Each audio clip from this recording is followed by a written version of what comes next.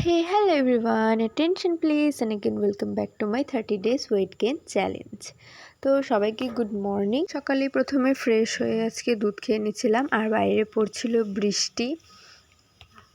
আমি জানি না দুধটা আমি এতক্ষণ ধরে রেখে দিই তবুও কেন ঠান্ডা হয় না তাড়াতাড়ি।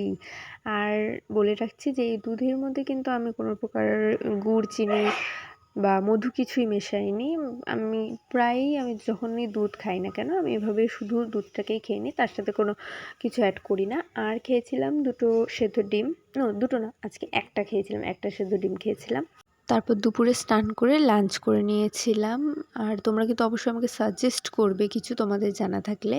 আর বিকেলে আমন্ড বাদাম খেয়েছিলাম।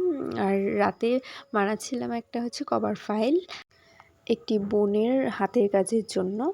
তো কভার ফাইলটা কেমন হয়েছে আমাকে জানাও কমেন্ট করে। আর ভিডিওটি ভালো লাগলে লাইক করে দিও, চ্যানেলটাকে সাবস্ক্রাইব করে দিয়েছিও।